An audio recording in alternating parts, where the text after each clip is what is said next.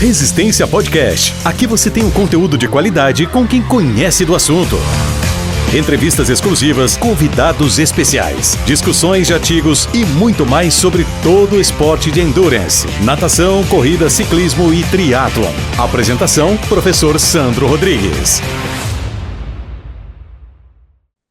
Salve, salve, amigos do Resistência Podcast! Estamos de volta para mais um episódio da quinta temporada. Não sei se esse já tem, mas tem vinheta nova, tem imagem novo, mas tem entrevistado velho. Entrevistado que já passou por aqui, se retornou é porque é fera e esse cara eu sou suspeito para falar, né? Então seja bem-vindo, meu irmão, fisiologista da Start Move, meu parceiro há muito tempo, meu filho, e agora está evoluindo mais ainda, migrou para o futsal, que sempre foi o sonho dele, e hoje está na maior equipe do Brasil, no meu consentimento, aqui está no Magnus Futsal, mas nunca deixa a gente de lado. Então é patrimônio da Start Move, ele é o responsável por toda a parte fisiológica, as avaliações à distância, desenvolveu os aplicativos com excelência, os softwares, a análise para o atleta que vai entrar na Start Move, mas também, assim como eu, né, porque a gente é muito parecido, nos conhecemos até no âmbito da sala de musculação, então é um grande diferencial que ele é apaixonado pela parte do treinamento de força e usa isso com excelência, tanto nos esportes de endurance como para os atletas de futsal. Fabinho, seja bem-vindo, obrigado pelo bate-papo mais uma vez, meu irmão. Como estão as coisas aí em Sorocaba? Fala, Sandro, tudo bem? Primeiro, é sempre um prazer estar aqui falando com você. É parceiro, é amigo. A gente trabalhou muito junto ali na Start continuamos, né? Iniciamos ali. Lembro que lá na sua casa a gente fazia as planilhas, pegava para fazer, e aí o caminho foi levando um pouco mais pro futsal, né, cara, que é uma paixão antiga. E para quem não sabe, né, hoje eu trabalho no Magnus, mas eu sempre gosto de lembrar as origens, né? E a minha origem passa pelo Sandro e passa em Campinas também, pelo Polo Futsal Campinas, pelo Jefão. Então, os dois me abriram a porta para o futsal. Não é um caminho fácil, mas pô, hoje eu estou no Magnus aqui, mas muito graças ao Sandro, graças ao Pulo Futsal, ao Jefão. E como o Sandro falou, é isso. Eu sou apaixonado pelo treinamento de força, principalmente quando a gente fala em performance, em toda essa parte de endurance, esportes de explosão. Então eu gosto bastante desse tema e fico feliz em estar falando e trocando figurinhas sobre isso. Legal, Fabinho. Agora a gente está online aqui, mas estamos um pouco mais perto. Lembrando que ele passou pelo Cazaquistão e pelo Kuwait, e agora está em Sorocaba, então está longe, mas pode se considerar pertinho, quase do lado de casa aqui. A gente se vê mais, ele vem mais no laboratório aqui da Start Move. E lembrando também que esse viés do treinamento de força do Fábio fica caracterizado porque também a gente está em vias de montar a pós de corrida do Instituto Valorize. A gente já tem a pós de Endurance, que é um marco nacional, né? E aí estamos criando a pós em corrida, especificamente em corrida, que é o esporte que mais cresce no mundo e no Brasil. E o Fábio é o professor da disciplina de treinamento de força também, por isso que dá notoriedade para ele, além de aplicar muito bem isso, também ele estuda a parte técnica, a parte científica desse brinquedo aí, né, Fabinho? Então, assim, Fabinho, conta um pouco da história, vê se a gente pensa junto, porque, assim, antigamente, acho que no meu tempo de faculdade, se falasse do treinamento de força ou da musculação, que se chamava na época, para o futsal e para o triatlon, para a corrida, para o ciclismo, faziam-se trabalhos completamente antagônicos, né? E hoje em dia a gente vê que o trabalho para qualquer quase modalidade desportiva, e mesmo de características diferentes, né? Como as atividades de endurance, que você passa correndo em baixa intensidade, por exemplo, ou pedalando muitas horas, e é um esporte com mudança de direção, com muita potência, com muita explosão, como o futsal, o que antigamente falava-se que não tinha nada a ver, hoje em dia praticamente o trabalho é muito parecido, se você concorda com essa vertente, e com uma linguagem simples, até porque tem os corredores, além dos professores que nos ouvem aqui, nos assistem. Por que esse trabalho é parecido, pelo seu ponto de vista? Não, show de bola. Pô, até fazer uma lembrancinha, né, cara, que eu assisti o podcast, assisto todos os podcasts, né, com o Harrison Musi, e uma parte desse podcast ele responde, né, essa questão, né, sobre como era visto a academia, né, os trabalhos de musculação. Então, quando a gente falava de fortalecimento e musculação, remetia aos trabalhos de hipertrofia. Basicamente, quando a gente falava para condicionar, eram sempre corridas longas, né? Então a gente tem um pouco desse viés cultural. Mas, graças a Deus, as coisas vêm se atualizando, né? Os profissionais também vêm se atualizando e a gente vai entendendo um pouquinho melhor sobre as adaptações e sobre o que cada modalidade necessita. E aí, vou até ser um pouquinho mais amplo, né, Sandra? A gente fala bastante do esporte e da performance, seja no futsal, seja na corrida, mas cada vez que eu estudo, cada vez que eu leio mais, eu fico pensando como que esses tipos de treinamento de força, potência, pliometria, elas não estão presentes no dia a dia das pessoas que não trabalham, não são esportistas ou amadoras, mas isso deveria fazer parte, cara, nem se fosse um pouquinho ali da rotina do pessoal. E a gente vai falar um pouquinho disso, porque, pô, a gente quer falar bastante junto com você sobre a taxa de desenvolvimento de força, e a gente vai tocar num ponto para a questão de idoso, cara. Então, assim, a gente está falando de treinamento de força, potência, de esporte, de performance, cara. É mais do que isso, né? É muito mais do que isso. Mas, né, trazendo ali, remetendo a sua pergunta, o porquê que a gente tem esses trabalhos parecidos, a gente consegue visualizar ali algumas características parecidas. Então, a gente pode ver que a corrida isso é gostoso de falar, que eu sempre falo para os alunos, os atletas, correr são suscetíveis saltos. Então, isso acontece tanto na corrida, de endurance, quanto no futsal. O futsal com um pouquinho, algumas demandas de mudanças de direções, mas o pessoal não deixa de estar correndo e aplicando força no solo. Ou seja, trabalhamos com aplicação de força em questão de tempo. Então, as modalidades elas vão se aproximando, logo o treinamento de força vai sendo semelhante, para as duas modalidades. Perfeito, Fábio. Exatamente por esse papo aí que vai enveredar o nosso podcast hoje, o nosso papo. E aí, se você pensa nas passadas da corrida, fica muito claro esse item que você falou da taxa, a analogia com a taxa de desenvolvimento de força, né? Então, só para iniciar o contexto, quando a gente vai procurar nos artigos a leitura do que o que funciona, né, para o corredor, entre aspas, ou para os atletas de endurance é você melhorar duas manifestações, né? Que é a força pura e a taxa de desenvolvimento de força.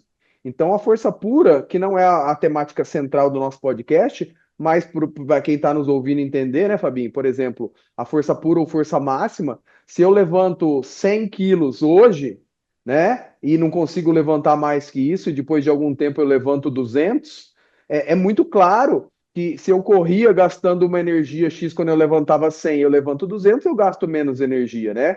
Que é outra palavra da moda, economia de energia. Então explica aí pro pessoal que a segunda parâmetro mais falado nos artigos para pro atleta de endurance que você tem que melhorar, e esse aspecto não tem muito a ver com hipertrofia e emagrecimento, e sim com o trabalho de potência, talvez você explore isso aí.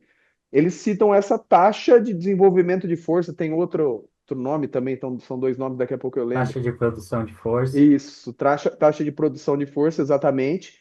E então explica aí para os professores, mas principalmente para os atletas que nos ouvem, usando toda a sua didática de maneira simples, o que é na prática isso. Não, show de bola. Então, assim, trazendo, né, para a nossa modalidade, é fácil a gente visualizar isso. Eu vou tentar trazer num contexto, uma linguagem bacana. No tempo de contato que a gente tem com o solo, nas passadas, a gente imaginar que aquele tempo que o pé está tocando no solo é o tempo que nós temos para produzir força. Basicamente é isso, ou seja, quando a gente está numa corrida, quando a gente está num jogo de futsal, estamos aplicando força para ir para frente, para mudar de direção. Isso acontece em milésimos de segundos ali. Então, assim, a corrida ela é caracterizada ali abaixo de 250 milissegundos, menos de 200 milissegundos. Então, você imagina que você tem menos desse valor para gerar força de uma impulsão. Logo, isso vai gerar uma demanda energética. Então, até pensando em um gráfico, né, de tempo e de força, a taxa de desenvolvimento de força vai ser o quanto de tempo você precisa para gerar bastante força, ou quanto você gera de força por tempo. Vamos comparar eu e você, Sandrinho. Você é muito mais experiente ali nos treinamentos de força e potência. Eu realizo um pouquinho mais esporádico, junto com os treinamentos de hipertrofia. Mas a sua taxa de desenvolvimento de força, se formos medirmos e comparar, vai ser maior do que a minha. Isso quer dizer que, se eu e você tiver o mesmo tempo de contato com o solo, a sua produção de força vai ser maior do que a minha. Eu, para alcançar a mesma produção de força do que você, vamos supor que fica nos 200 milissegundos, eu vou ter que ficar em 250. Isso vai trazer uma maior eficiência mecânica para você, uma maior economia de energia. Isso você vai sair na minha frente, você vai ter uma questão de economia de energia, e aí também falando de questões biomecânicas, mas a taxa de desenvolvimento de força é isso. É o tempo que você tem e a força que você aplica trazendo para a corrida e para o futsal é isso. Vamos pensar sempre nas passadas. É a aplicação de força para empurrar o chão para trás, para você mudar de direção, e o quanto de força. Você imagina, né? Pensando aqui assim, ó, a pessoa batendo o pé para ir para o lado aqui assim, ó, tum, tum, tum, tum. Aí você vê uma pessoa já idosa que demora, que tem essa taxa de desenvolvimento de força. Eu estou trazendo o idoso para extravasar, né? Mas isso acontece também, e isso é o que vai determinar, às vezes, a pessoa ganhar um combate numa corrida ou numa velocidade. Aí o idoso, para trocar de direção, tum, tum, porque ele demorou para aplicar força aqui e trazer para cá. E a mesma coisa isso remete da impulsão para frente ou lateral nessa taxa de produção de força. Legal, Fábio, perfeito, muito didático. E quem nos acompanha aí, a gente vai costurando, né, a temática com alguns aspectos que a gente sempre abordou e que de repente vai mudando de nome ou vai ganhando alguns ajustes, né? Então, por exemplo, não tem como não vincular a taxa de desenvolvimento de força ao stiffness ou ao ciclo alongamento e encurtamento, que é realmente o mecanismo elástico que de uma maneira geral se encontra ali na junção miotendínea, ali onde o tendão está se fundindo com o músculo, e a gente sabe que esses receptores ficam ali, e isso tem a ver com fatores genéticos, mas também é treinável, né, Fábio? Então, assim, não é desculpa, porque existem pessoas que têm mais propensão, por exemplo, como você citou o exemplo da corrida, e os relógios marcam o tempo de contato com o solo, já é normal você ver, poxa, aquele cara que quica correndo, ele corre melhor, né? Daí você vai ver, como assim melhor? Ah, no tempo de uma prova, normalmente ele é mais rápido, né? Que os outros, e aí também ele economiza menos energia, mais energia. Então tem tudo a ver o stiffness com essa relação com a taxa de produção ou de desenvolvimento de força, a seu ver, Fábio? Não, perfeito, Sandro, perfeito, né? Como você falou, nós temos diversos fatores que vão afetar diretamente ali essa produção de força, né? Essa taxa de desenvolvimento de força. Então, você já falou um pouquinho ali sobre o ciclo alongamento e encurtamento, sobre o tendão. Podemos falar sobre fibras musculares, motoneurônios, inervações, potencial, enfim. Mas, com certeza, e até trazendo porque, como falamos no começo, a corrida são suscetíveis saltos. Ou seja, o ciclo alongamento e encurtamento está presente em todo momento da fase da corrida ali, da mudança de direção no futsal, trazendo para as nossas modalidades. Então, e hoje, né, cara, a gente consegue até medir essa eficiência do ciclo alongamento e encurtamento. Então, você imagina que legal, né, você chegar com o seu aluno, falar assim, ó, pô, a gente precisa melhorar a sua produção de força. O cara, beleza, mas tá ruim? Como que tá ruim? Como que eu vou medir isso? Como que eu posso avaliar isso? Então, assim, a gente tem testes que vai medir o tempo de contato com o solo e essa produção de força que ele tem, a altura que ele gera. Aí a gente pode falar de alguns testes como deep jump, drop jump, né, para determinadas modalidades, tudo envolvendo o salto, a pliometria. E a pliometria é isso, pessoal. É o ciclo alongamento e encurtamento para entender assim para as pessoas que ficam um pouco mais leigas assim não entendem esses termos. A gente tem que pensar como se fosse uma linha, né? Então, nossos tendões, ela tem uma linha. E essa linha ela pode estar bem firminha, tem uma boa rigidez, ou ela pode estar um pouquinho.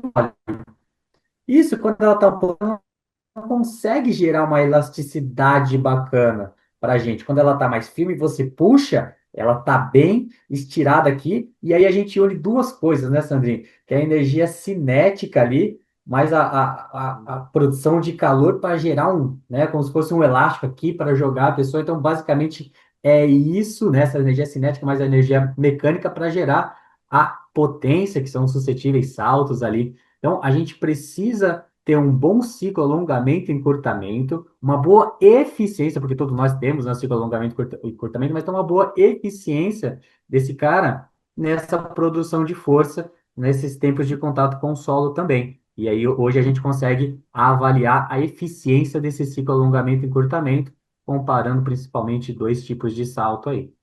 Legal, Fábio. Então, para quem é da área e já deve estar delirando com o nosso papo aqui, a nossa viagem, mas para quem ficou meio perdido, dando um passinho atrás, eu acho que é legal explicar que o movimento ele tem três fases, né? Basicamente, né? Que é a fase excêntrica, a concêntrica e a transição de uma para outra, que não deixa de ser uma fase isométrica, né? Então, por exemplo, para você que não é da área entender, então quando eu vou contrair o meu músculo, né? Quando eu contraio o meu músculo, ele faz a fase concêntrica.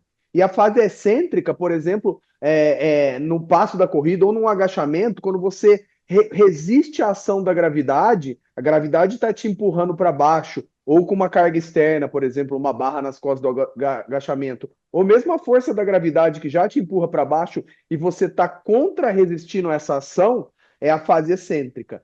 E aí a gente quer, quando fala de ciclo alongamento, é a fase excêntrica e depois já a concêntrica, gerando essa produção de energia, de calor e de energia elástica, né, Fabi?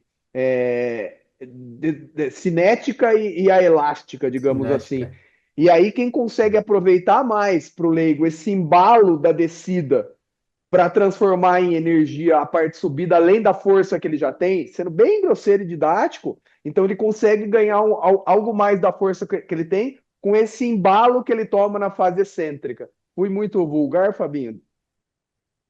Não, perfeito, né? O pessoal precisa entender isso. E aí, assim, e eles tentem visualizar, pessoal, as fibras musculares. Então, quando o Sandro está falando para vocês que a fibra ela está concêntrica, você tem que entender que a fibra ela encurtou. Quando ela está na fase excêntrica, ela está no momento mais alongado dela. E quando ela está nessa fase excêntrica e ela está alongada, o tendão, ele também está desse jeito. Só que a gente vai fazer uma passagem rápida da fase excêntrica. Então, ó, fase excêntrica, e aí eu vou produzir força para ir para frente, para saltar, e eu vou contrair. Quando a gente está treinando lá a musculação, a fibra está fazendo isso, alongando e contraindo. O bíceps está lá, alongando e contraindo. Ou seja, tem na fase de alongamento é gerada uma produção de calor aqui que a gente não pode perder ela. A gente fala disso também, né? Então tem essa energia elástica que eu vou combinar com a energia mecânica. Se eu demoro para fazer a transição dessa fase excêntrica para concêntrica, a gente perde essa energia elástica em forma de calor. Então você pensa lá, a corrida, o cara pisou, pum, aí ele saiu. Ele não teve eficiência do ciclo alongamento e encurtamento, porque na hora que ele pisou e fez a fase excêntrica, que tudo alongou aqui atrás do tendão dele, ele demorou para passar para a fase concêntrica. E aí, né, Fabinho? Fala lá. Fica com a mão aí do que é o pé do cara, do jeito que você tava. Como ele demorou, então, para ele fazer essa contração, ele vai ter que fazer só a contração concêntrica, sem a energia elástica, e, consequentemente, ele vai ter que gastar mais energia do que se ele aproveitasse esse embalo, que é o que a gente tá falando, certo?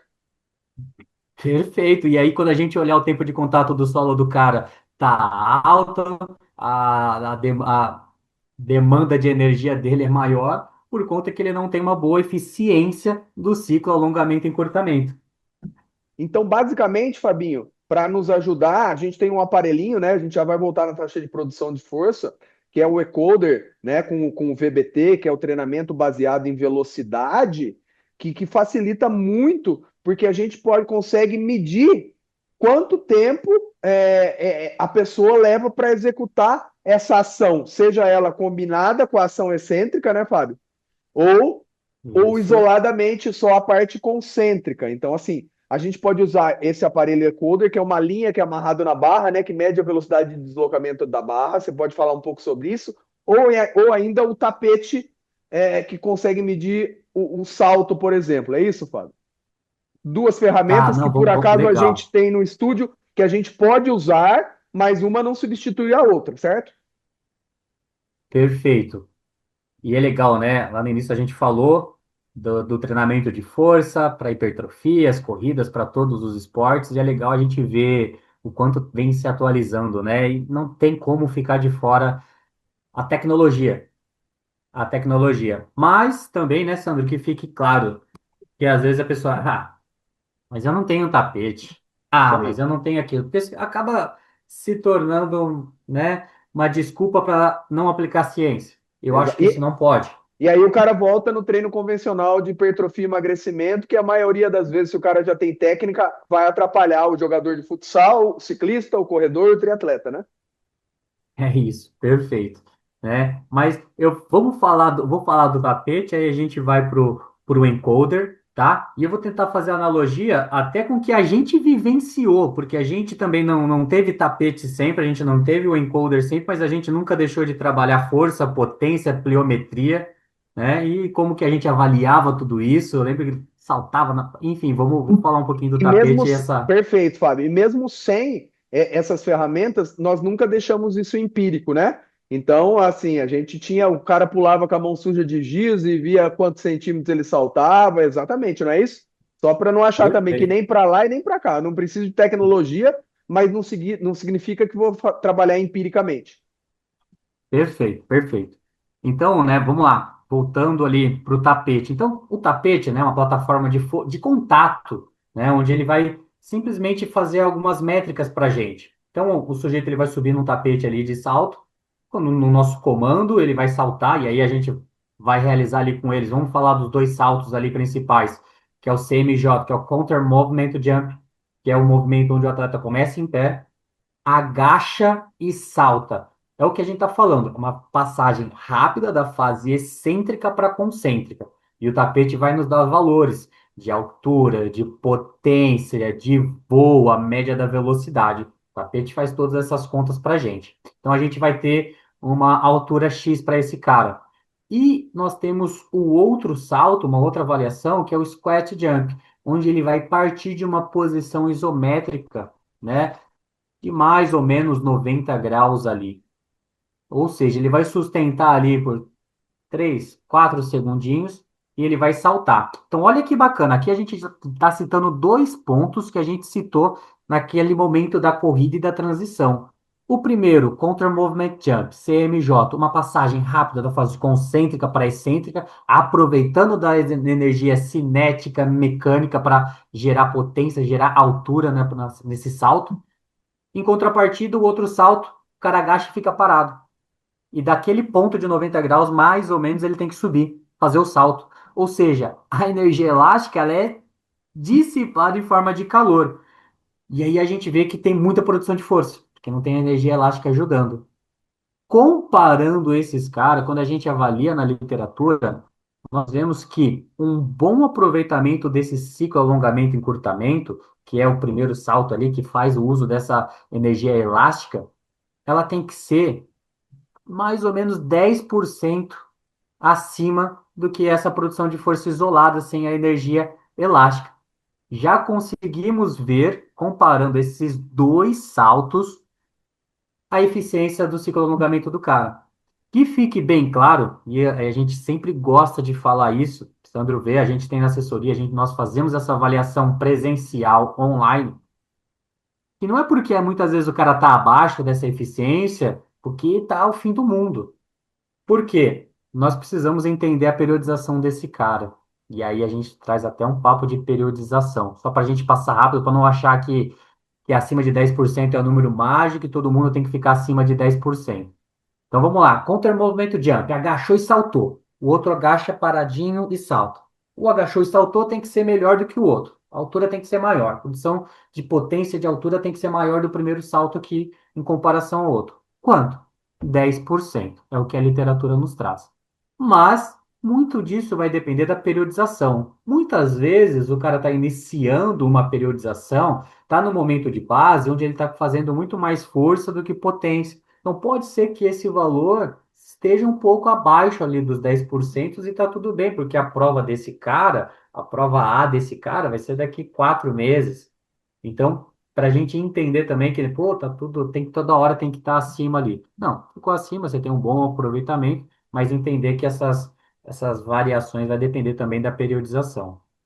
Só um adendo antes de você falar do encoder, Fabinho. Como a gente é parecido até nisso, então às vezes a gente pensa tão rápido. Então eu acho que quando você falou do contra-movement, você falou energia cinética e mecânica. Você quis dizer cinética e elástica, E confere? elástico, Porque desculpa, cinética e isso, mecânica é a mesma coisa. Então, assim, perfeito, só para quem está desculpa, atento. Não, não, perfeito. Então, assim, ele cinética mais elástica no contramovimento. E no squat perfeito. jump você separa de lado a energia elástica e só usa a cinética ou a Cinético, mecânica, não é como mecânico. seja. Né, Fabi? Não, show de bola. Boa. E o encoder lá, que eu já dei uma brifada rapidão, mas e aí, qual a diferença? Que vale a pena o professor investir? Ele vai decidir, mas o que que mede diferente para o cara poder decidir se vai investir um em um e outro, ou se vai vir aqui no estúdio ou online fazer a avaliação com a gente? Não, show de bola. O Waycoder hoje é uma ferramenta muito interessante, porque basicamente ela vai verificar a velocidade de execução do exercício. Então, como você falou, é uma linha que é presa na barra, e o encoder ali, né, o software que você vai utilizar, vai nos dar a velocidade de execução. Então, se a gente pensar lá atrás que todas as equações que a gente vai falar sobre força, sobre potência, ela tem um ponto de velocidade, aceleração, a gente está falando alguma coisa que o encoder faz sentido. Então, quando a gente pensa em força, a gente vai pensar em massa vezes aceleração, em potência, força vezes velocidade. Nós sempre temos essa questão da velocidade, de um tempo de execução ali atrelado a essas demandas. E eu acho que o maior diferencial hoje do encoder, então, que bacana, né? Você coloca lá a linhinha do cara, o cara vai fazer um agachamento, um supino, enfim, algum exercício que você escolha, e ele vai aparecer em tempo real a velocidade de execução. Nós sempre pedimos, né, para que fique mais claro, que a execução desse atleta seja intencionalmente a mais rápida possível. Porque senão eu faço lenta e aí a gente perde um pouco os parâmetros. Por que que nós pedimos para ser a máxima possível? Para caracterizar qual capacidade nós queremos. Se nós estamos trabalhando mais força, mais potência, se a gente está trazendo mais para resistência. Então, olha que bacana. Com um encoder a gente consegue visualizar em tempo real a velocidade que o atleta está realizando cada repetição. Nós conseguimos ver a queda de velocidade, e se isso vai influenciar para a gente ou não, depois a gente vai entender isso. E também o nível de prontidão desse cara. Isso nos ajuda a cuidar desse atleta um pouquinho com mais cuidado, com mais carinho. Por quê?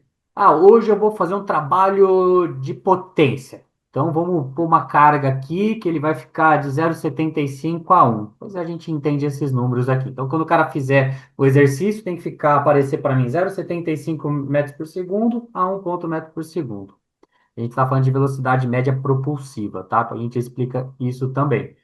E aí, aquele dia, pô, sei lá, o cara tá com uma carga da semana passada, ou não dormiu bem, ou até do outro dia. E aí, aquela carga que ele colocava lá, aqueles 20 quilos que ele fazia muito bem, pô, hoje o cara tá batendo 0,6. Essa carga tá pesada pro cara hoje. Então, isso me permite não errar no treino. Porque se nós usamos aqueles métodos um pouquinho mais antigos de predição por um RM, a gente vai se abraçar naquela carga e vai com ela. Porque é muito difícil nós termos tempo no calendário para ficar reavaliando, reavaliando, reavaliando valores de RM. E até porque o que eu fiz hoje não vai, dependendo do que eu fiz ontem, não vai me dar como base. Então a gente consegue ter controle maior dessa variável utilizando o encoder em tempo real.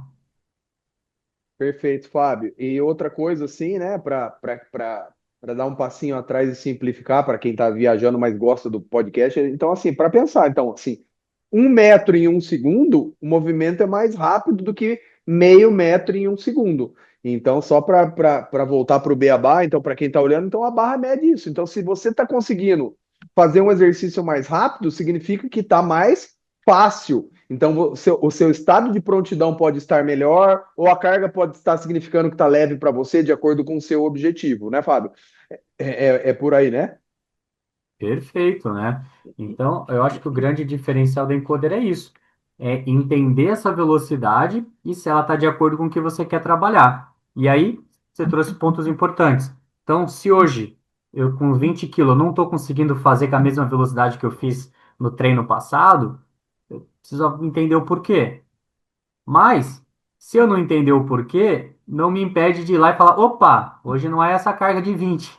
É isso. Você entendeu? Então, às vezes, até sem entender o porquê, mas entendendo de forma aguda que ele não está me entregando a velocidade que eu quero. Opa, hoje vamos colocar 15 para ver aqui? Vamos ver como que vai estar. Pô, essa aqui ficou melhor para hoje. Ou seja, de maneira grosseira, né, Fábio? A carga ela é importante, mas passa a ser secundária. Então, assim, porque assim, de acordo, por exemplo, se você optar escolher um exercício, por exemplo, o agachamento clássico com a barra nas costas, desculpa, já tem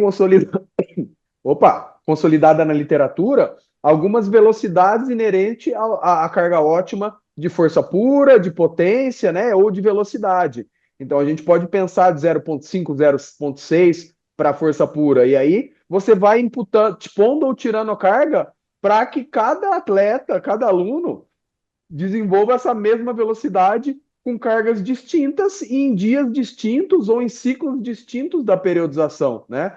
Então já vai ganhando uma robustez e ainda respeita o estado de prontidão diário desse atleta, né, Fabinho? Como você falou, porque tem muitos fatores que possibilitam, por exemplo, com o seu estado de prontidão, ou se você fez um exercício depois do outro, né? Você inverteu a ordem dos exercícios dentro da sala de musculação, tudo isso conta. E aí, Fábio, para entender, assim, se você também, como eu, pensa que se o profissional fosse escolher um encoder mais completo, porque para o tapete você tem que obrigatoriamente sair do chão, né? Então, se você, por exemplo, fizer um movimento rápido sem sair do chão, o tapete não funciona para nada. Ele não mede nada. Já o encoder, ele pode fazer as duas funções dependendo do que você quer, né? Então, ele tanto mede a velocidade num movimento que você não se desloca, não saia do chão, ou ainda, se você usar a velocidade que você saia do chão, ele consegue medir isso também, né?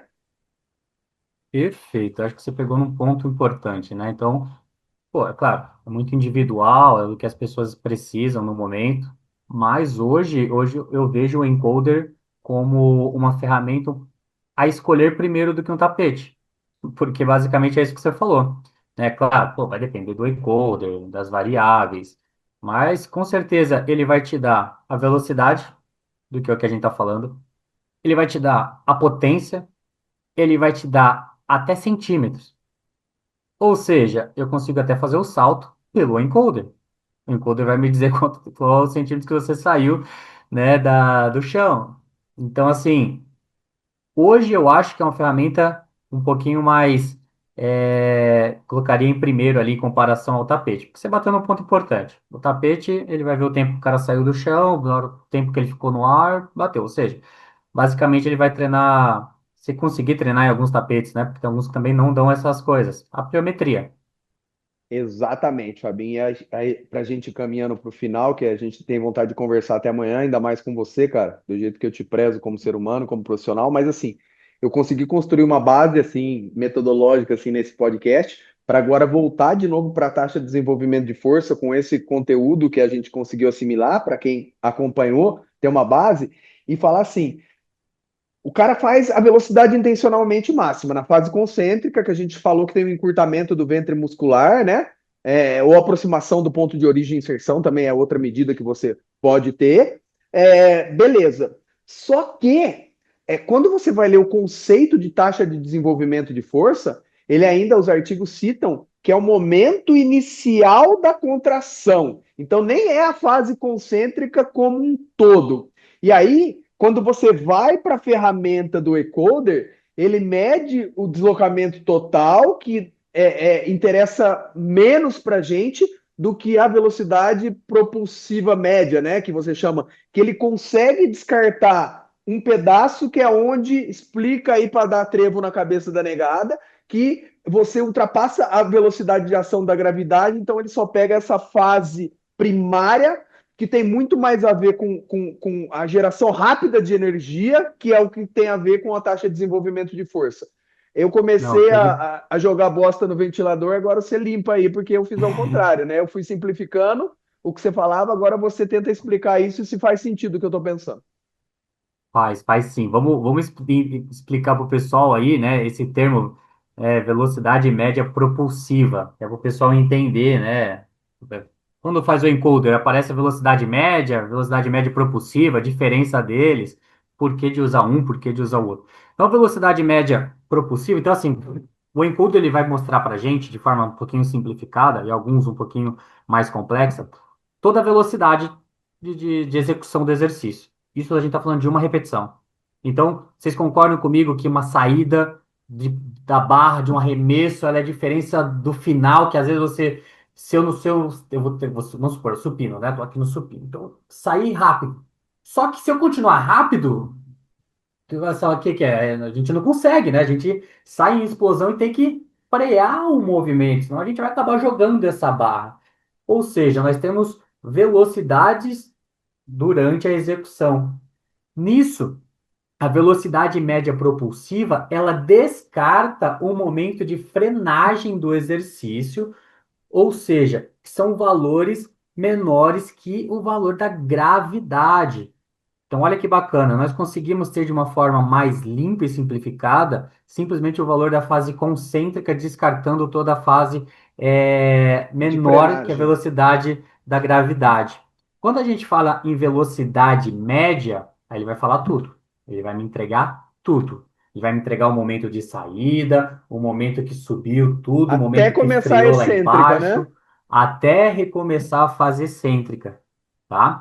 Então, quando a gente fala na taxa de desenvolvimento de força, a gente não quer pegar essa outra fase aqui, todo esse. Eu quero saber principalmente essa saída, essa velocidade, né? E alguns livros ali, até, para a gente citar o nosso parceiro Santi, que ele fala bastante isso no livro que ele tem também, Sandro.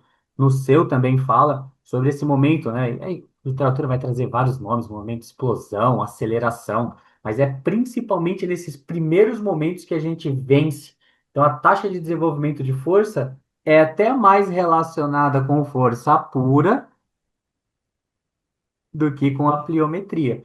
Então, assim, pô, mas então se eu trabalhar a pliometria não vai melhorar? Vai. Só que a gente fala de correlações. A correlação é maior com a força, porque aí a gente vai retomar. Vamos retomar potencial de ação. Então, quando eu tenho uma carga maior, eu tenho maior recrutamento de fibra, eu tenho maior potencial de ação, mais motoneurônio inervando fibras musculares.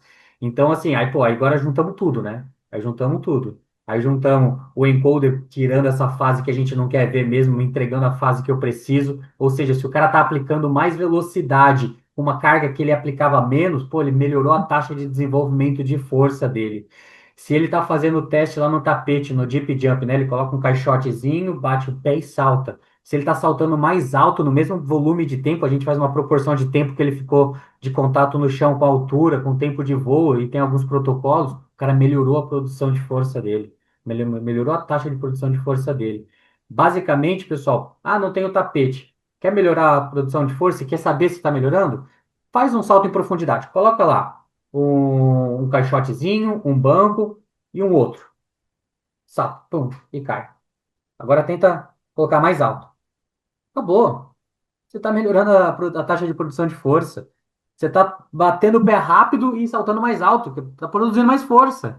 Em menos tempo, ou no mesmo tempo, né? Às vezes, né? A gente não vai conseguir contabilizar se a gente não tiver o tapete.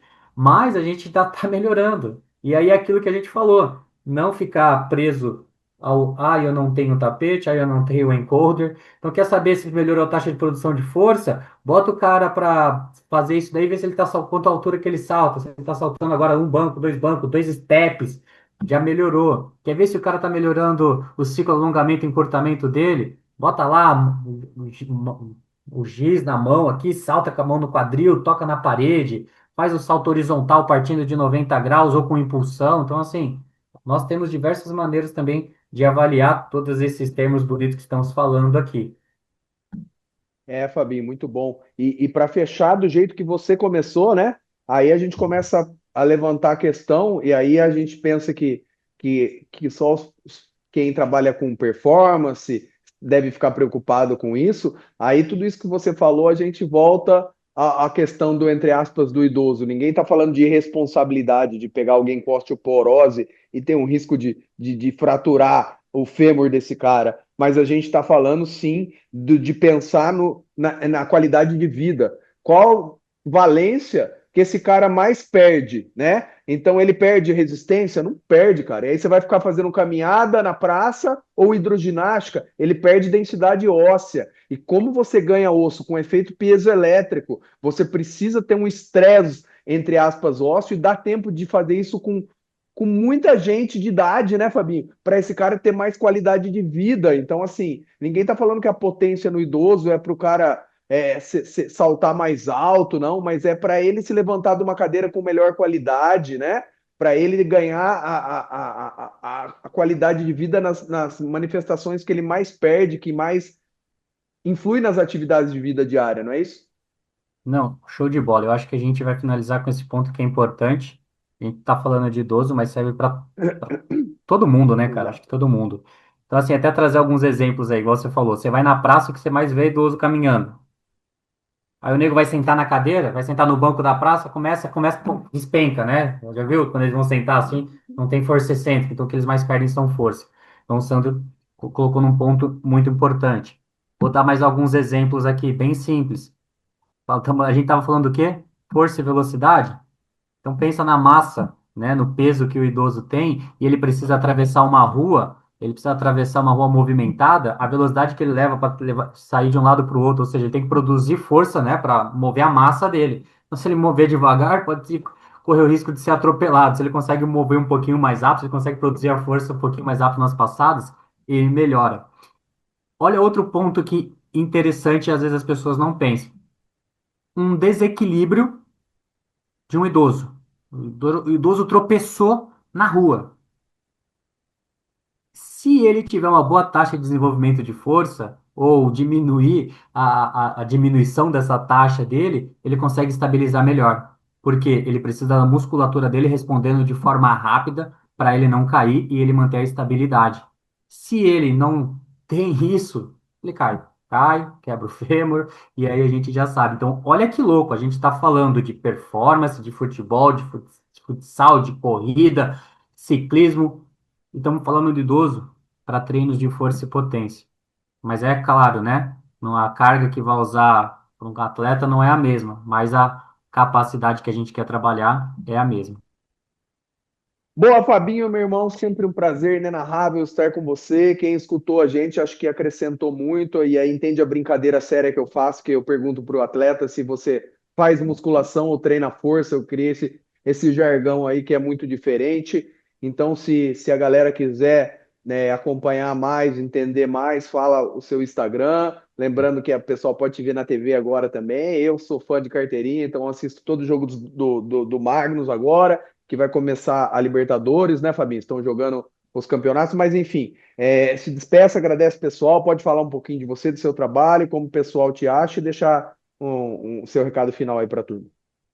Não, show de bola. Primeiro agradecer aí mais uma vez o convite. Acho que é a segunda vez que a gente está batendo um papo aqui. E cada vez os papos eles vão ficando um pouquinho mais difíceis, né? Tenho que ficar atento aqui. Então, pô, agradecer a você aí. Você é o meu pai aí nesse mundo profissional que me abriu as portas aí para tudo, então eu sou imensamente grato. E como você falou, né, hoje eu estou no futsal, mas eu nunca deixei, nunca vou deixar de estar na Start Move, na nossa assessoria, também com os trabalhos de endurance, com os trabalhos na nossa pós-graduação que logo está vindo aí.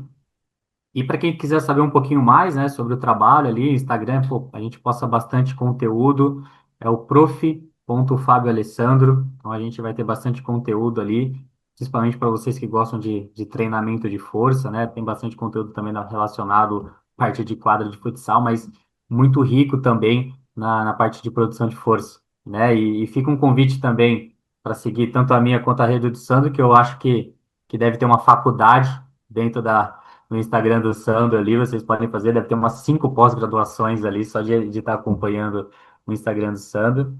E, pô, e agradecer mesmo e deixar essa última mensagem mesmo, né? Que eu acho que é o ponto que você fala, se a pessoa está treinando força ou está fazendo musculação, né? Então, criar essa indagação aí na cabeça do pessoal aí e entender que não existe o certo, mas existe o errado aí.